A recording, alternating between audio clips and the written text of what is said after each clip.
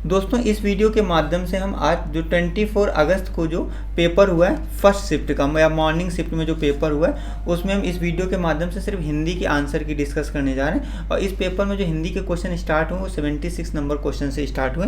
आइए चलते हैं। तो पहला जो क्वेश्चन है, चलना फिरना दौड़ना कैसी क्रिया है? तो ये मुख्य क्रिया है, option A is the right answer.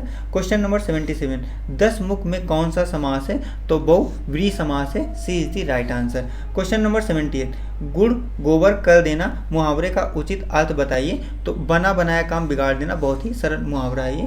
फिर यहाँ पे आता है क्वेश्चन नंबर 79, आम के आम गुठलियों के दाम का अर्थ है? तो दोहरा लाभ होना। क्वेश्चन नंबर 80, उत्थान का विलोम क्या है? तो पतन, B is the right answer. निम्नलिखित में से कौन सा शब्द तत्सम है? तो जो अग्र शब्द है वो तत्सम है। श्रुति सम शब्द युग्म की भिन्न अर्थ वाली सही जोड़ी को पहचानिए। तो कुल कुल यहाँ पे क्या भिन्न जोड़ी है।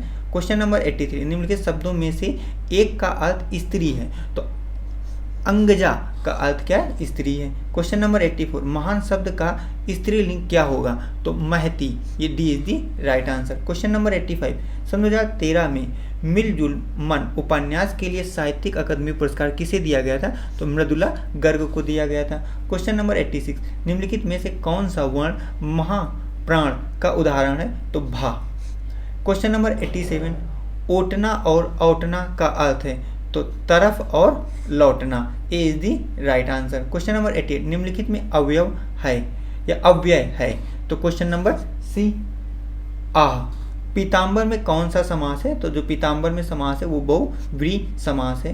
क्वेश्चन नंबर 90, निम्नलिखित में से कौन सा चिन्ह है? मतलब ये वाला कौन सा चिन्ह है? तो प्रश्नवाचक चिन्ह है। क्वेश्चन नंबर 91, उत्पत्ति के आधार पर शब्दों के 4 भेद किए गए, निम्नलिखित में से कौन सा भेद गलत है? तो यहाँ पे बाकी तो सभी सही हैं, विदेशी, तत्सम, तद्भव, लेकिन यौगिक नहीं है। अब यहाँ पे 92 से 96 गद्यांश को पढ़ करके आंसर देने, हम सीधे आंसर्स पे चलते हैं। 92, गद्यांश में ईर्ष्यालु व्यक्तियों की खिल्ली उड़ाई गई है, D is the right answer है।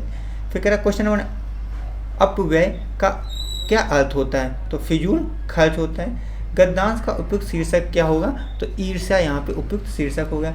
ईर्ष्या का काम है तो जलाना किसी को। फिर क्या क्वेश्चन नंबर 96, गद्यांश में प्रयुक्त ध्येय का क्या अर्थ है? तो ध्येय का मतलब होता है लक्ष्य। वीर रस का स्थायी भाव क्या है? उत्साह है।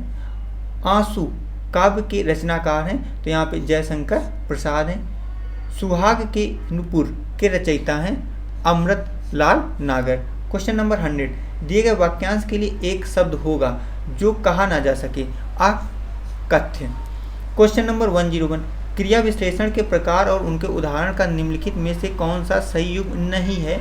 तो यहाँ पे परिमाणवाचक क्रिया विशेषण सर्वत्र, ये सही युग्म नहीं है। क्वेश्चन नंबर 102, वृक्ष के पत्ते गिरते हैं, इस वाक्य में किस कारक का चिन्ह है? तो यहाँ पे अपादान का दूर होने की बात हो रही है, वृक्ष से पत्ते दूर हो रहे हैं तो अपादान कारक हो गया।